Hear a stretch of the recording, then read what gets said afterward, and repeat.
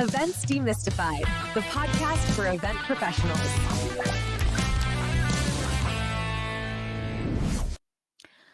Do you know the feeling when the year ends and you're supposed to feel accomplished, but instead you're sitting with this mix of pride and just a little bit of disappointment?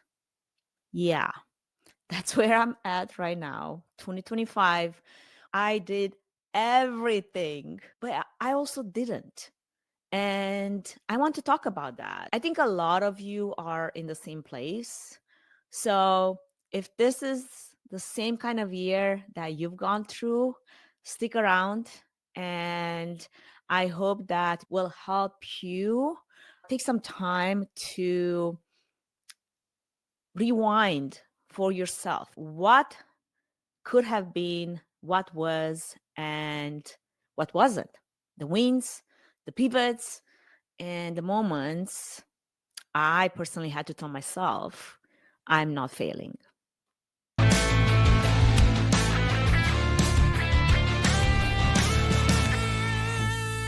Hey, quick heads up, my internet had a full personality crisis during this recording, so you might catch the occasional frozen frame or audio wobble. I am not going to re-record this. The message is solid, the insights matter, and at this point, done is better than perfect. So thanks for rolling with it.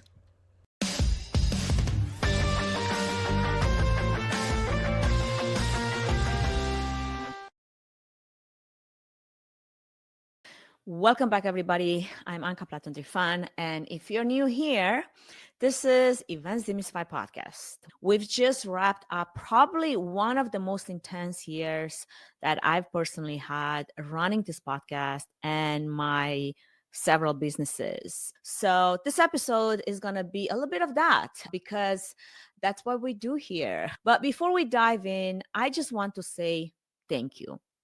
6 full years of this podcast where I didn't miss one episode, no matter how crazy life and events has gotten. I just want to say thank you that you listen, that you share those episodes, that you send messages, that you found value in this content, that you've even told me how something as simple as one paragraph in one episode has helped you. It means a lot to me. It means a lot to my team. I have a few people behind the scenes that are helping now with the editing, the admin side, the socials, all of that. This reflection isn't just for me, it's for all of us. Because what we're doing today is kind of taking a walk through 2025. I'm going to try to stay somewhat chronological. We're talking about the speaking season that kicked off super early in the year, the travels, the AI stuff that's become a bit of my obsession, the bodybuilding journey that didn't end. It's still going strong, even though the outcome this year has been different than what I planned. Also, the book that I have been writing actively this year, and I'm still editing. I just don't like that part, and I have to force myself to do it. It was easier to just write. And now when it's time to actually go through the content and clean it up, that feels like a bigger job. I have been procrastinating. I've also tried to find shortcuts with AI, and I realized that doesn't really work because I care to really keep my voice as it is, authentic, and not be misinterpreted by AI. So that's a different story. We're going to get to that. I also want to look ahead because, spoiler alert, it's going to be a different season. It's going to be bigger, but also more intentional. Not that the other seasons were not intentional. I just feel like there's a bigger strategy, a bigger intention behind this next season. Get comfortable and let's do this.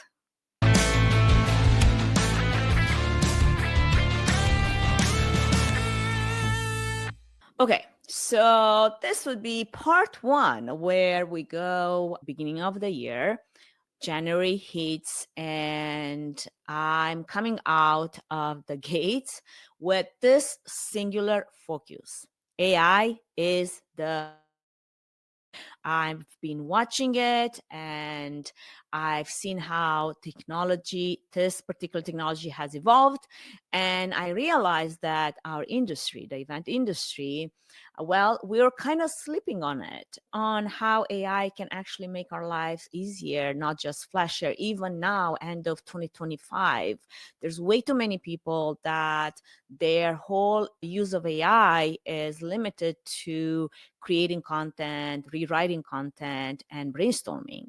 And to me, that feels like level 0.1. So early 2025, I was out there speaking. The first gig, I think it was Rain Focus Insight. Actually, no, it was MPI. I was in Boston speaking at an MPI conference that was amazing. I was the keynote for that, how it can help events and event management was very well received. Event professionals are interested in learning, in applying AI beyond the limited way they have up to that point. Then Rain Focus Insight in February, that was also me talking about using AI not just as a magic button, but as a muscle that you can train. I've had several other speaking gigs, business and public conference events, and the calendar filled up really fast. Every single one of those was me trying to push the needle on this conversation. How do we integrate AI thoughtfully? How do we not just use it as a gimmick, but as something that actually transforms how we work? And the message got clearer with each tag, because as much as the audience is learning from me, I am learning from them. I want to make that talk very tangible, specific, and practical. So that means there's a bit of learning on my end to understand what level they're at. I want them to practice. I think I learn best when I get to do it with my own hands. I always try to incorporate elements where we work through something together. You can watch a demo and think you understand, but when it's time to apply, you realize that half of your mind was somewhere else while the demo was happening and you didn't fully pay attention.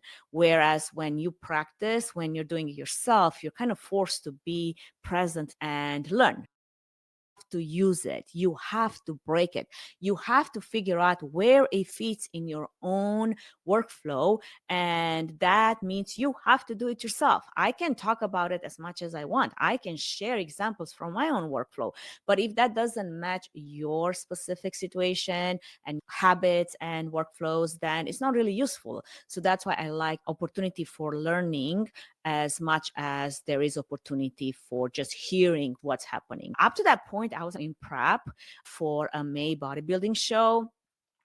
Unless you're an athlete, it is hard to explain the type of commitment it takes to stay true to your goals. For me, that meant through my travels, when I wasn't in my comfortable environment at home where I could plan every meal and control what happens with not just my nutrition, but my workouts, everything being very much dialed in. When I travel, a lot of that it takes a lot of effort because there's so many variables, and not just when it comes to nutrition, but also the gym that I'm at. And let me tell you, some hotel gyms, they barely qualify as hotel gyms. Kudos to David T. Stevens with Olympia Meeting, because he's been doing such a great job he travels a lot, but he's been doing such a good job at rating hotel gyms. And we always joke about it because there's this rating between 1 and 5. And sometimes I would be like, I think that gym is a 2-star. And he's like, it's a 3-star. And we go back and forth why that is. He comes from a CrossFit background and I come from a bodybuilding background. For me, it all has to go with what I consider necessary for my bodybuilding routine. Whereas a lot of the routine he does can be a bit of different routine. If you haven't checked those out, I think it's on TikTok or Instagram. My prep through my bodybuilding journey has to be a lot of flexibility. I have my programming plans for all my workouts, and I work out 5-6 days a week. I do active recovery, and everything is planned. When I go to a new hotel, a new gym, I have to look around what's available and build a plan on the fly and try to stay within the confinement of what my goal is for that session. Lo and behold, May is there, and I step on stage at this local bodybuilding competition. It's the first time I'm actually competing in this federation, so it's a brand new federation for me. And that was basically the culmination of all this 5 months of 5 a.m. weightlifting and cardio sessions, meal prep, and that level of discipline that can really consume a significant part of someone's life. For me, competitions are no longer just a nice experience. I show up because I know I will place. And so I did. I qualified for nationals, and that was amazing. It was this concrete receipt of all the hard work that I have put into my training, into my nutrition, into my body. It paid off. So that was that. This is end of May at this point. Of all the advancement that I've made, not just in my speaking career, not just in the event space, not just as a thought leader, but also a bodybuilding athlete, and being able to say that I went after it with every single fiber of my being, and it showed. Events Demystified, the podcast for event professionals. June had me heading to Switzerland for Return on Wellness. This is the podcast production that I've been doing for the last few years. It is all about bringing wellness into events in a meaningful way, not just slapping yoga on the agenda. That trip was beautiful. I've never been to Switzerland before. European countries definitely live on a different time clock than us here. It was also a great break, even though it was work related. It felt not like work, it felt like a break, and that was amazing. That month, I also competed in a Spartan race. It happened here in Boise that month. Spartan hasn't come to Boise in several years. I think they stopped coming after COVID. I decided if they're coming to Boise, because I have done Spartan races in the past, I wanted to do it. It was kind of like a cold turkey, no OCR training, but I knew that if I show up, I don't show up just to show up. I have stamina, I have strength that I have built in the gym, just doing my bodybuilding routine. And so I placed second for my age group. And I'll be honest, it felt good because I enjoy Spartan races. I'm really confident in my physical ability and in my mental resilience, and in the fact that I can pick any physical activity out there and I know I will do well. I know that I can succeed in it because I have been cross training for so long. I know I can take it on and I know I can do it. So that was one of those things. I'm like, yeah, Spartan races, they're hard. Yeah, Ironman races, they're hard. But if I put my mind to it, I know that not only will I do it, not only will I finish it, but I will also place. For me, it pushes me to be excellent in everything that I do. Will I do it again next year? Yeah, sure. Maybe adding some trail running training to my routine would be helpful. Placing first won't be an issue.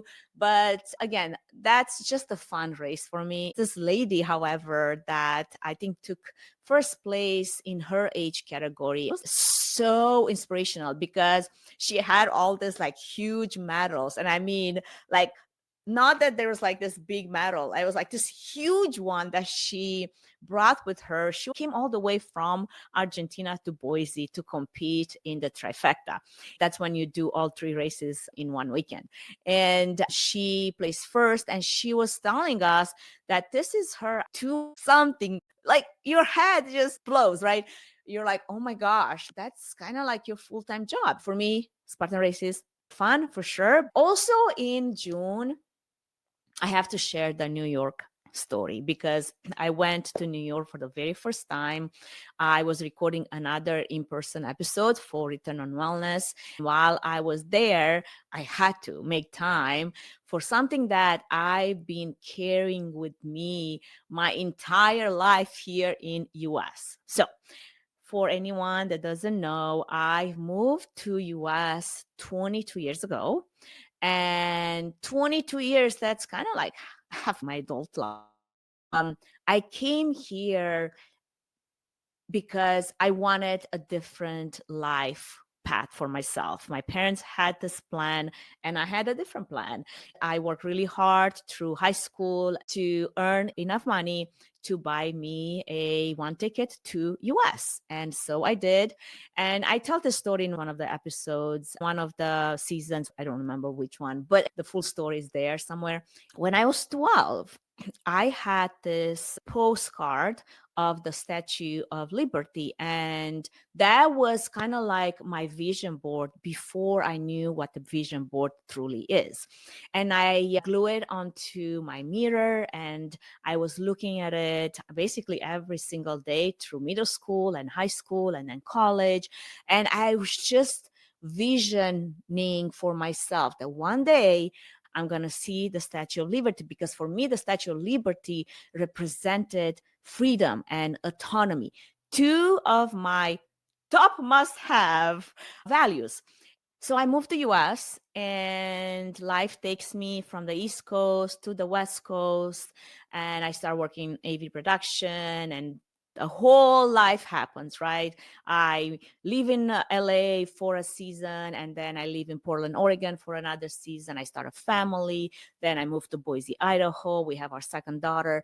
And all this time, I'm traveling for events nonstop. I am flying left and right from place to place. And aside from COVID era, I am coming so close to New York every single time. When you work in events, you don't go to that place to visit. It takes some time. If you know you're flying to Boston or Philadelphia and you've never been there before, instead of just blocking that time, my show is from like Tuesday to Friday, and I loading on Monday and I leave on Saturday, whatever. Giving yourself a little bit of buffer time before or after to enjoy the city. I'm the first to admit that I haven't always done that. In the beginning, you're just going from show to show to show to show, and you barely leave any time to really enjoy the place, the destination. So you could say that, yeah, I've been to Boston, but really where I've been was inside the convention center and the route from the airport to the convention center. That is such a wasted opportunity. So that was my story with New York. It took 22 years to finally make it to New York, proper New York, and to finally seeing the Statue of Liberty in person, because it's one of those iconic images that if you grew up with, it really represents something. It represents for me the arrival. It represents the dream itself. And seeing it, seeing myself get on that ferry, as I stand there looking at this monument, I was just in awe. And I'm not even going to try to make that sound like poetic. I just stood there quiet, taking it in and being grateful for that moment. The thing that I've imagined so many times was suddenly real, and it was solid, and it was right in front of me. And that moment, it is something to me. It grounded me in a way that I didn't necessarily expect. Here I am running events, speaking on stages all over the country, building AI tools, training for competition, having amazing conversations on this podcast, and being moved that week was like seeing something that I've dreamed come true since I was young. That was so fulfilling.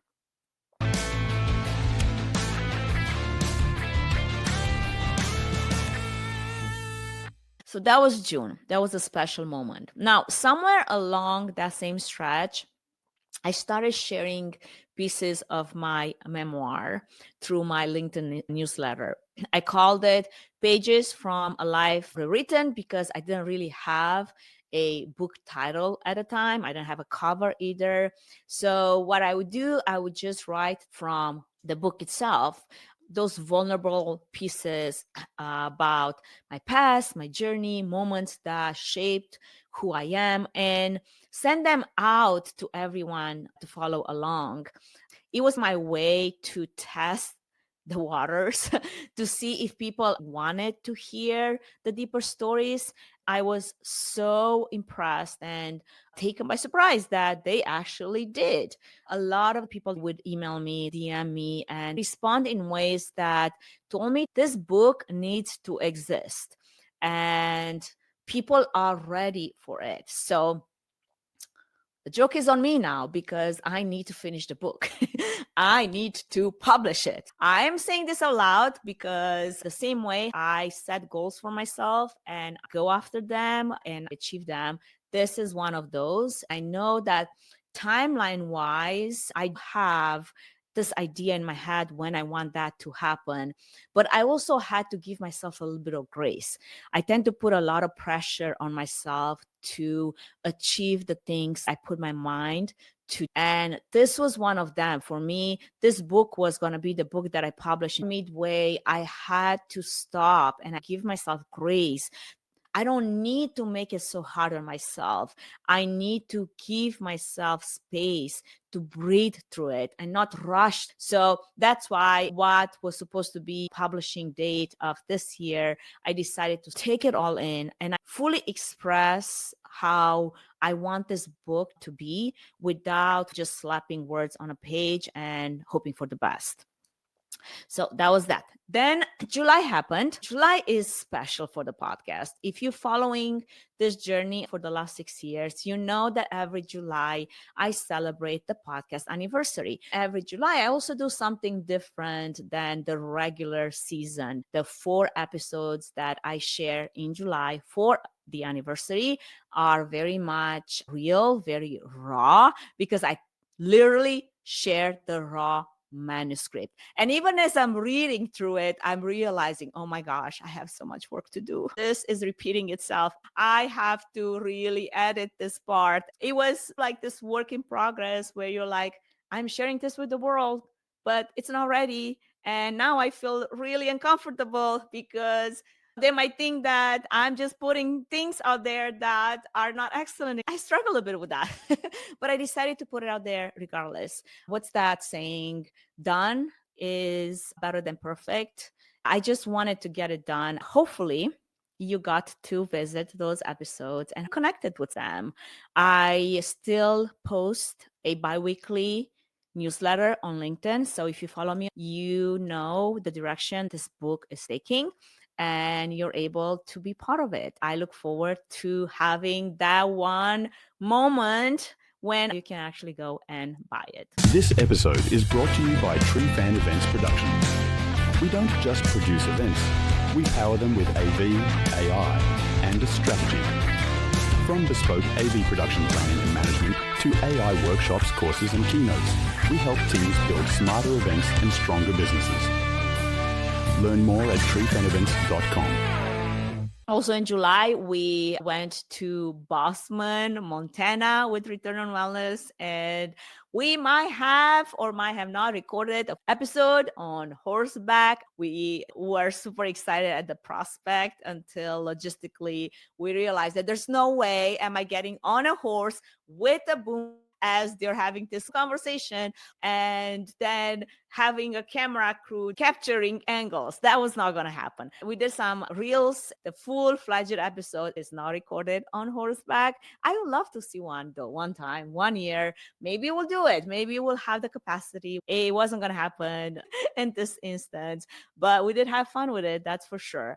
that basically reminded me that I really love doing what I do. I enjoy even the challenges that come with some of the setups and some of the places that we go to. But I also love this country and seeing how beautiful it is and being able to travel and enjoy different facets of it. It's such a blessing for me, and I'm so grateful for that.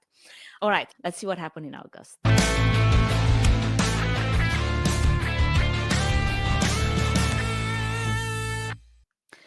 August brought along some real validation. I stood on stage at the Smart Women in Events Awards Gala in Tampa, Florida, and I was holding this Entrepreneur of the Year award. It felt surreal.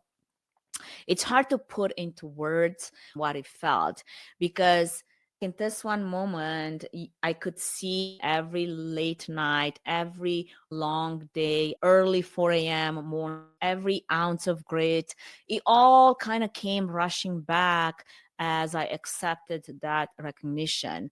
And this award wasn't even like for me alone. It belonged to every client that trusted me, every person that I work with, every teammate that stood beside me, every woman who has ever pushed forward in this industry where our voices and our leadership hasn't always been seen or heard.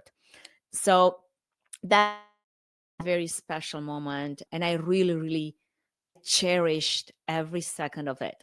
Around the same time, Trifan Event Production, one of the Idaho Business Review's best women-owned businesses of 2025. This recognition really speaks the word to me, especially since it's happening across all parts of our brand through my Fit for Events coaching and leadership, through the clients that were giving major kudos for real shifts in their mindset, in their wellness, in their fitness, in how they experience energy, resilience, and performance in their own world, in events and in business. Also, through my speaking business, audiences were giving strong feedback, leaning in, asking the smart questions. And through our production work, we continue to deliver at the highest level for our clients, even though that has taken a smaller footprint in my business because I have been focusing heavily on AI and technology. So thank you for every single one of you. It's an honor for me. It's an honor for Trifan Event Productions to be able to support and put the best of our abilities, the best of our people in and produce something of quality. So that was August. It was all about recognition, validation, and I really needed that heading into what was about to come. Fast forward to September. This is where things get a little wild. I'm leading the production team for Club Itchy's first AI hackathon. And I have this idea. What if I build something? What if I didn't just talk about AI integration and automation, but actually made something that could help event professionals? One glorious Saturday morning, 48 hours into it. That's basically how long it took for me to build a brand new app. Let me tell you, I have never built an app in my life. Use apps all the time, but have never been behind the hood to actually program one, to build it from scratch. So that was me having this idea and then going to Claude AI and Claude Code and ChatGPT and Gemini and using all the tools that I have now available. And we all have now available, sharing my idea and where I'm at as far as my understanding of Python language and Java, JSON files, and all the things that creating and developing an app really takes, and putting it all out there, giving it the context, giving it the understanding of what we're trying to do, and using AI as a partner in this work. So what came out of that? A Slack native AI production that was designed to specifically help during the event production of this AI hackathon event.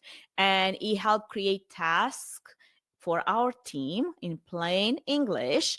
He identified critical paths. He provided daily reports in Slack of what's pending, what are the overdue tasks. He had a dashboard with countdowns, but that was just the hackathon. The real thing, I think, is what happened after the hackathon. The following Saturday, as you can see, Saturday is all kept for my side projects. Some of them take a very long time and many hours. This was another Saturday where I am diving into how can I take this one concept and turn it into something bigger. The use case for what we needed was great. However, it was constrained to this one team, this one environment, and this one event. I knew that there's something there, so I wanted to take it out from that environment and open it up for more people to try it and use it and give me real feedback if there's a real use case for it in everyone's events, in their Slack channels, and if there's an opportunity to turn it into something more. Thanks to Anthropic, Cloud Code, and Replit, that one prototype turned into a full-fledged platform.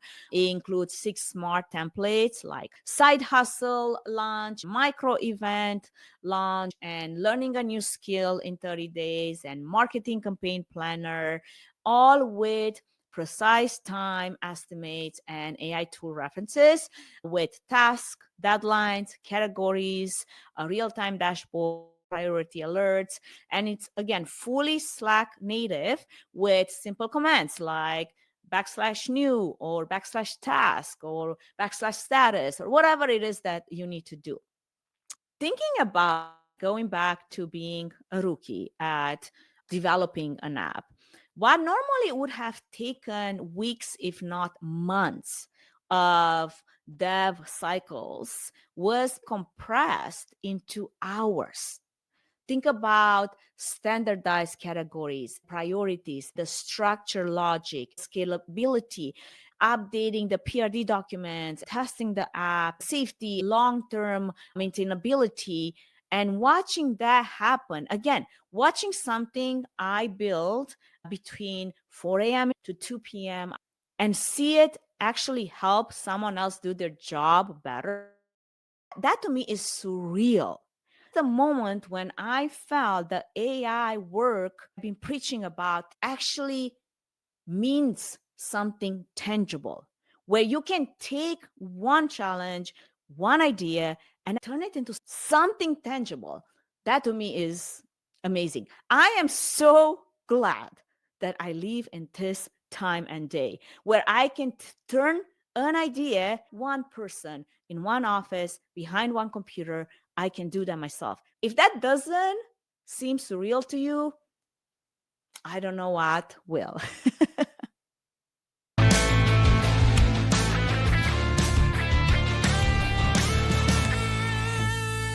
Here comes October. I promise you we're getting to the end of this. October, like any other October in the event industry, it can be relentless. First, we were at IMEX America in Las Vegas. For those of you that don't work in events, IMEX is basically the Super Bowl of our industry. Thousands of event professionals in Las Vegas. They were there for 1 week. It can be chaos and magic all at once. In the past, I have spoken before at IMEX, but I would have one speaking gig. This year, I had 5 speaking gigs in 2 days. I mean, it was crazy. And I led a well-received session on leading yourself first, building resilience and energy in a demanding event career. That was one of my favorites because it ties into my bodybuilding journey, biohacking, recovery protocols, and using AI to our advantage. For anyone that wants to tune into that, it's on my YouTube channel. It's available to watch on demand. In that talk, I shared my personal framework, the Fit for Events framework built on 4 pillars. We explore how small daily habits, mindset shifts, and even AI tools can help reduce decision fatigue, boost productivity, and sustain long-term performance. The feedback I received was deeply humbling because people said things like, I love the game plan for becoming more resilient. This session balanced everything from body to mind, and 100% of those that attended found it valuable. And that really, really hit different because I think it was a confirmation of the fact that when I thought about all the things that I love doing and I love talking about, it can be confusing for some people. I'm in the AV production lane, I'm in the AI strategy lane, I'm in the fitness and bodybuilding lane, and I'm in the podcasting lane. All of that can be like, oh my gosh, that's a lot. Yes, because I am a lot. For me to just put me in one box, that would be the end of me. I don't know how to function. I make myself tiny boxes because I have many passions. So that was a confirmation of the fact that when I was thinking about how can I combine my love for production, my love for AI, my love for fitness and performance, and put it all under one umbrella. That's what birthed the Fit for Events framework, because I needed to make sense, not just for myself, but for everyone else that's out there trying to understand, like, what is Anca talking about? So that was amazing. We were also involved with the Olympia meeting, and they hosted the Fit for Events push-up challenge. I actually started this challenge 4 years ago. This year, it was technically the 4th year, but 3rd year in the making. I wanted to make it a little bit more accessible for people that are a little intimidated when you invite them to a push-up challenge. So I turned that into a push-up and squat challenge. And it was amazing to see how many people showed up and wanted to partake. I still have to cut that reel. I have all the footage, but I had no time to actually put it together. I had people come after the fact and share with me that they were really intimidated by the fact that they would show up and not be able to do one push-up. So they decided to try it for themselves at home. And all they could do at first was one push-up on their knees or one wall push-up, but they gave it a try, and then they tried again the next day, and then one push-up turned into 2 push-ups and 3 push-ups and 4 push-ups. But beyond the number of push-ups, what really, really stood out was the fact that you can say, I can do hard things, and go and do them. It's not so much about how many push-ups you can do in one run. It's more about, can you take yourself out of your comfort zone and do something hard that you know your body and your mind doesn't want to do, but you still go and do it. When you get it done, to have that sense of pride and accomplishment that if you do this one thing hard, then there's nothing that can stand in your way. If you haven't tried it yet, I invite you to do that at home. If you're listening to this podcast, start with one push-up. When I started my bodybuilding journey, actually, it wasn't a bodybuilding journey at all. It was me in 2019 installing a pull-up bar and hanging from it, not even being able to do one pull-up. I'm hanging from it for dear life, and I'm thinking, I need to take control of my life. Emotionally, I was a wreck. I knew I had no control over that, and I didn't know how to gain control. So then I figure, okay, if there's one thing I can control about myself, maybe I can learn how to control other things that are harder to control. If I can control my body, discipline my body, work my body to turn from this figure into a different figure, maybe then I can figure out how I can mental and at an emotional level. So that was my intro into being obsessed with wanting to control what I could. Yes, I am a control freak, I know. But like really wanting to control my circumstance. I took the project of disciplining my own body, and that discipline turned into way more than that. It turned into a mental discipline, into emotional discipline, into so many other things. I can't even begin to tell you. And then the confidence that comes from the fact that you can go through something, see it done, achieve something, and know that it was a grind, yet you did it. Okay, I feel like I am straying away from the topic, but I just wanted to highlight how important the push-up challenge is for the event industry. It's become this big thing now, not because of the fact that you go and do a bunch of push-ups, is because of what it represents. And what I care is what happens when you start your day doing something hard, something that demands a lot of effort. You do that. And then that sets the tone for everything else that follows.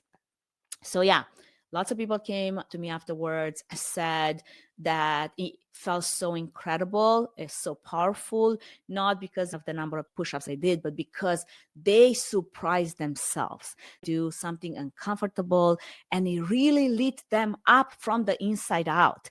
And that's the whole goal of this, to remind yourself, I can do hard things.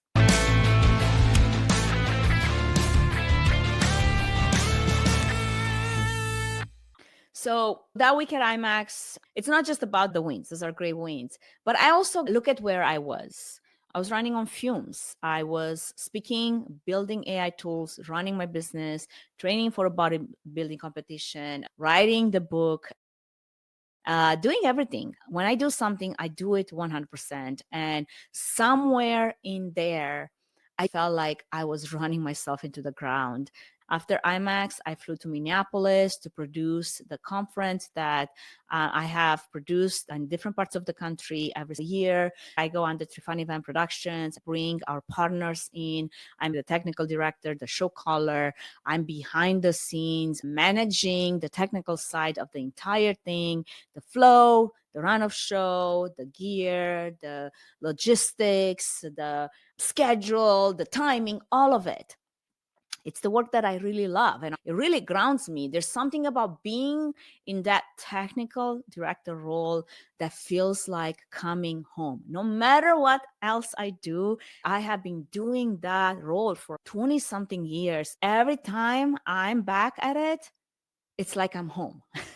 Nothing can derail me in that role because I've been through everything and I can overcome anything.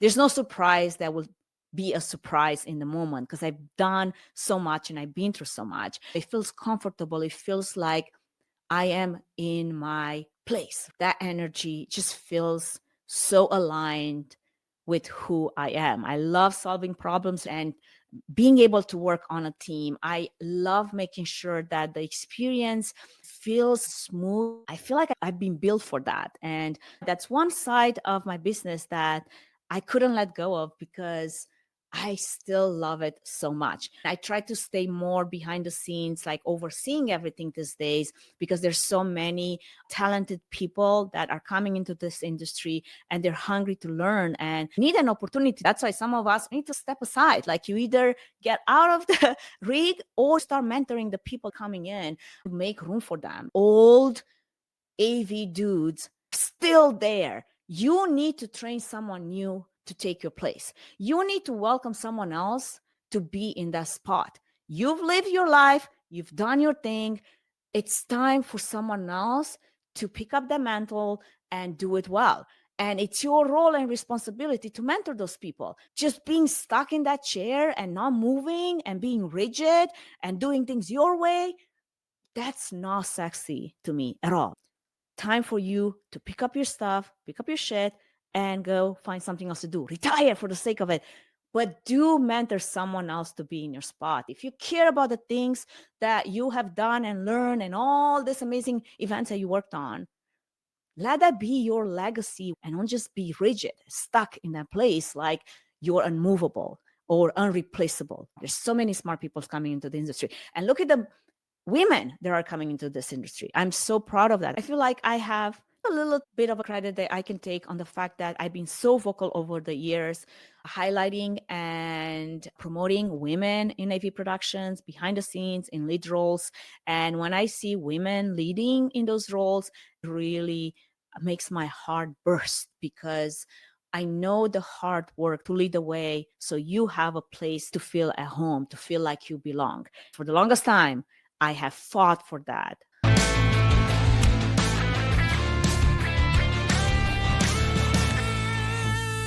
In October, I flew to Budapest for a conference. While I was there, because Budapest is so close to Romania, I wanted to do a mini reunion with my sisters. Many of my sisters live not just in Romania, but throughout Europe. They have their own families. So I said, hey, I'll be in Budapest during this time. Can we all meet a few days earlier and have this special time together? And that's what we did. It felt so good and so special to be with your own kind, like your own blood, and pick up where you laughed. All these conversations that you have online, where you're in person, they just have a different kind of energy to them. Yes, we're scattered all over the world. That's what happens when you're a Romanian immigrant that moves to US when you're 21 and you want to build a life to yourself away from your entire bloodline. So my younger sister, Sarah, she's my baby sister. I left Romania and she wasn't born yet. She was born several months after I left. And then it would have taken me about 7 years to be able to get my papers in order to visit Romania. By the time I visited, she was in first grade. When I see her, it's like she is a mini version of me. We really connect. I sometimes kid with my mom and I tell her, God knew that I'm gone and I'm going to flee this family. So God gave you Sarah, sort of like my replacement. Obviously, I can't take credit for that. That's kind of like boastful of me to even say that out loud. It was so awesome to be able to spend time with my sisters, with my mom, and be able to see Budapest and enjoy it and do all the things, laugh, explore, eat too much Kurdish kolach and langosh and goulash and soaked every moment together. And I think sometimes the best trips aren't about where you go, but who you get to share those moments with. I was very impressed with Budapest because last time I was there, it was 17 years ago. It's changed so much. I love traditional Hungarian cuisine. It's very similar to Romanian cuisine. The local culture, the food, being able to do sunrise runs in the morning to see the city before I woke up and before the crowds took over. All of that was just amazing. It really filled up my cup. My energy got back up in Budapest. Even though the ways were packed, we had all these appointments and river cruises, dinners at the Museum of Fine Arts and a red carpet and a lot of experiences. I visited the Hungarian parliament and explored the hidden tunnels of the Buda Castle. Like all the things that I've done, it was amazing the fact that none of that drained me. It was just giving me more energy. Right after that, I flew straight to Scotland, a real retreat. I have been blessed by Events Minds Matter with this opportunity. It's what they called it, a emotional wellness luxury retreat that I got invited to partake in. It was hosted by Hello Scotland. And Scotland in October is so beautiful. And it was everything that I need. We stayed in a castle in Glasgow and then the spa. Oh my gosh, I am not a spa person. Okay. First off, I'm a highly functional ADHDer. And for me, being in a spa, it's kind of like, okay, what else can we do here? Just sitting in here? Not my thing. I have to move from thing to thing to thing.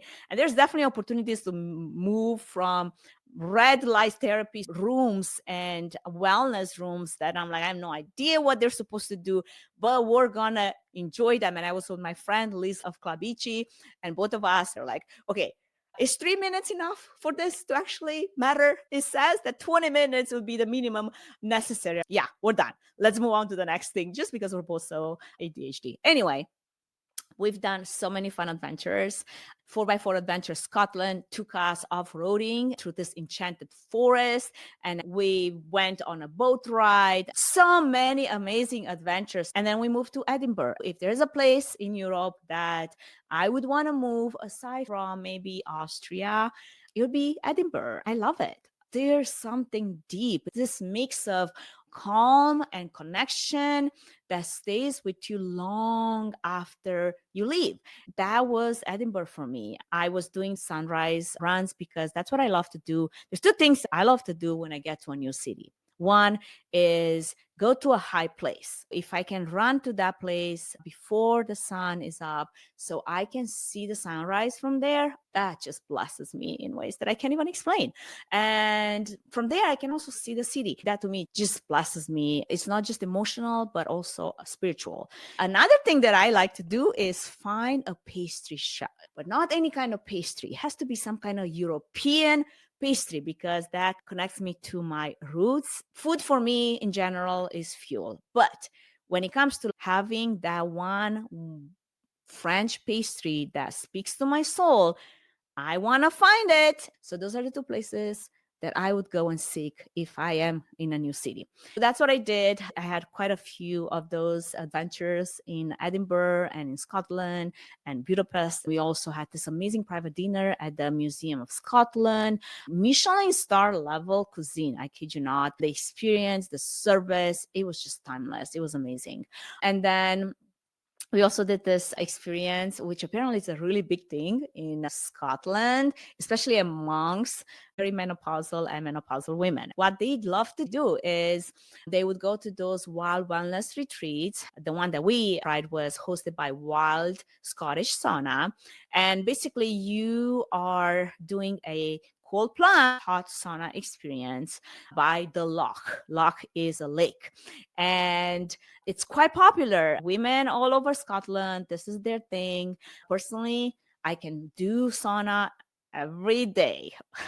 The cold plunge, not my thing. I understand. It can be very restorative and can also be hilarious. And it can have this perfect bonding experience with a group of people. But like even in my recovery protocols and strategies for bodybuilding, I have tried the cold plunge, the cryotherapy. I've done all of that.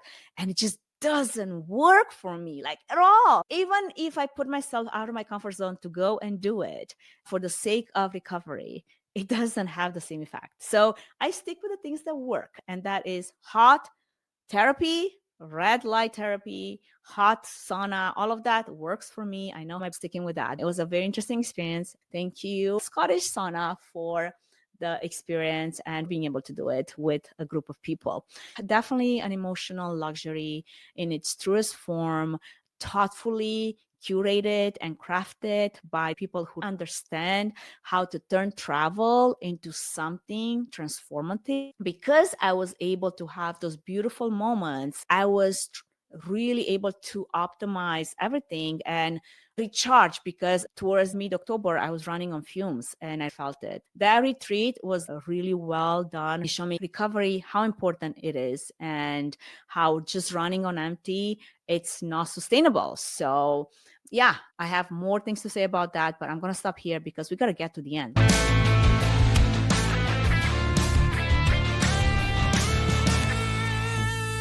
I need to be honest about something because this is where the year gets a little complicated for me. Here's the thing about me that I'm trying to be more honest about.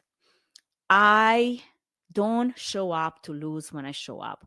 I don't step into things, including a competition stage, just to say that I was there.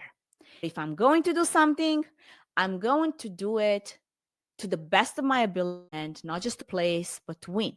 And that's not arrogance. That's just how I'm wired. And it's why I push so hard. It's why I expect so much from myself. So in May, when I was sharing how I stepped on the stage and I competed and I placed and I qualified for nationals, that was amazing. That was a concrete achievement after all these months and months of work. As I got closer to nationals, and nationals at the time when I'm recording this episode, it's actually supposed to happen right now, this weekend. It's like right now, and I'm not there. I'm here instead. As I got closer to nationals, to the date that was supposed to be this weekend, I was training, pushing. I had to be truthful with myself about something. I wasn't feeling ready. Not the way I needed to be ready, not the way that truly aligns with the standards that I keep for myself. Yes, there's plenty of people that go out there to compete. I don't need another medal on the wall. For me to feel like I'm going without feeling like I am representing the best version of myself, that felt like I would be failing myself.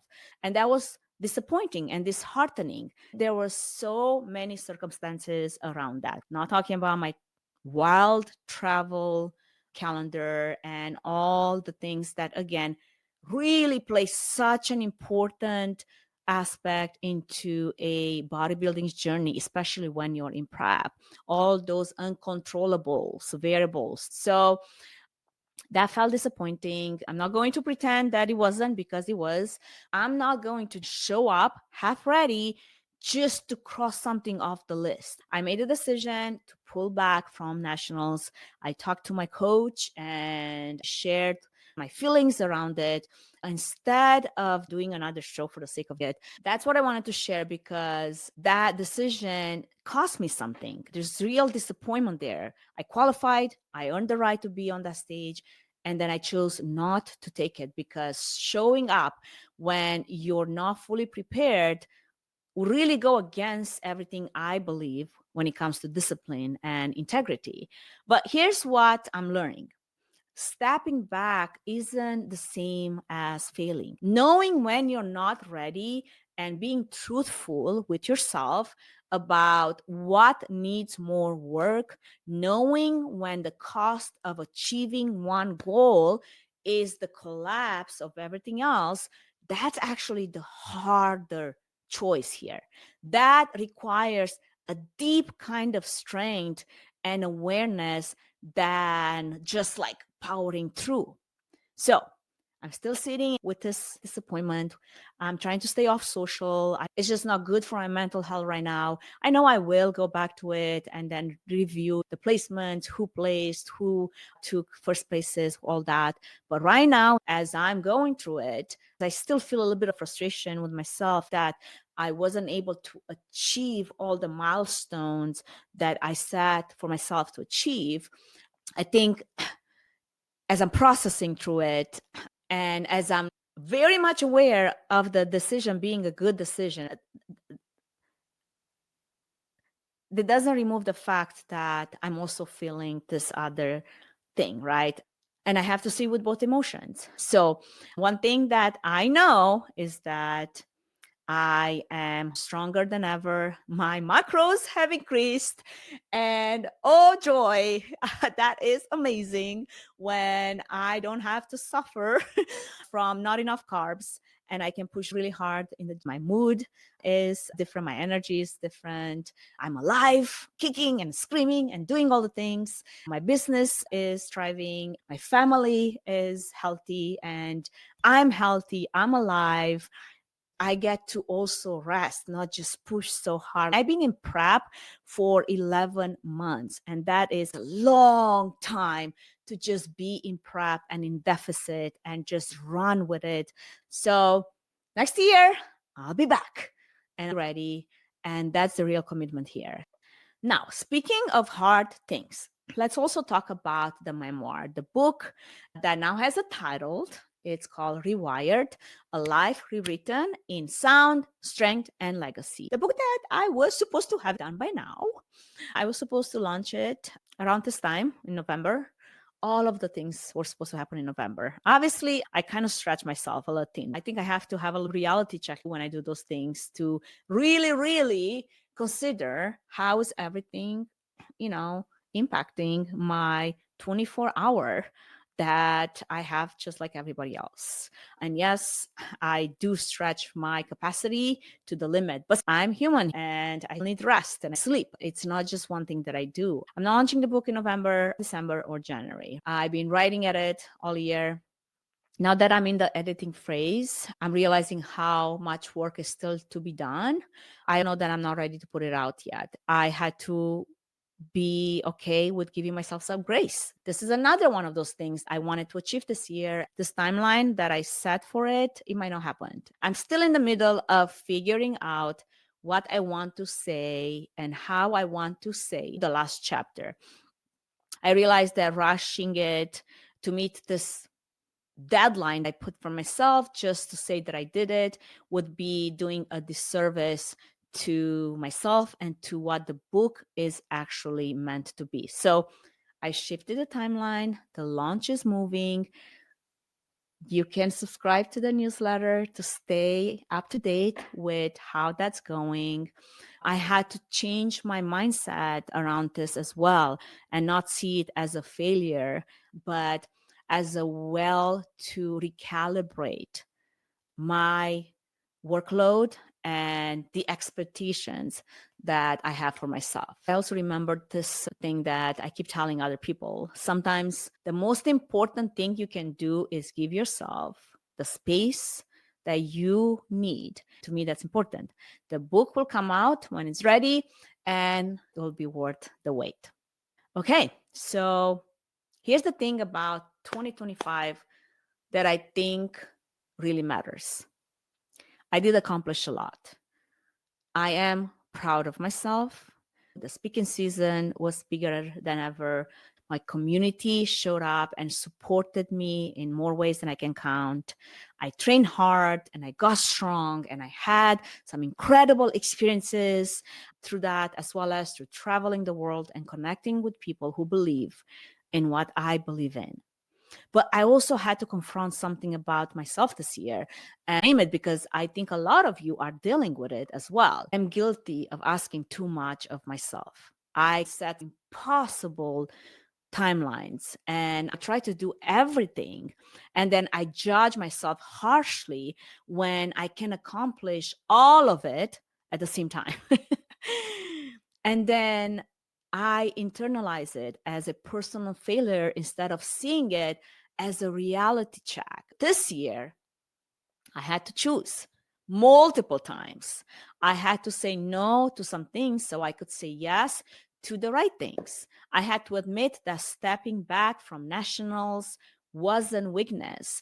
I had to accept that the book would come when it comes.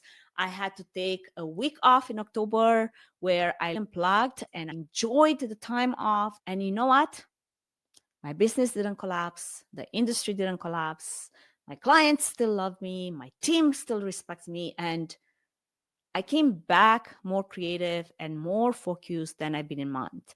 Because here's something about burnout, at least for myself, the way I know that it's knocking at the door is when I no longer have any original thought. For me, I put content out on a roll. I wake up every morning with 3-4 pieces that's ready to go. And when I have none of that, I know that I'm either ready to burn out or it's already happened. And it's time to stop. It's time to realign. It's time to assess what's important and what can wait. That was my huge lesson this year, probably the biggest of the year. As I step back and look at this entire year as a whole, I see a year where I learned that impact measurable in completed goals. Sometimes it's in the conversations that we have. Sometimes it's in the foundation that we build for something bigger. Sometimes it's just in the fact that you showed up and you were present with the people that matter and you showed out authentically, even when you weren't at your best. That's where I'm at today. We pushed hard. I pushed hard. We've been recognized in the industry. I got to stand on stages and talk about things that I care deeply about. I connected with so many people, and I know I leave an impact everywhere I go. And that to me really matters. And finally, after all these years, I am learning to actually pay attention to what happens when I slow down. It's not what I thought it would be. Slow down means, oh my gosh, boring. Like, oh no, I don't want to slow down. But it can be a good thing. It can be a sustainable thing.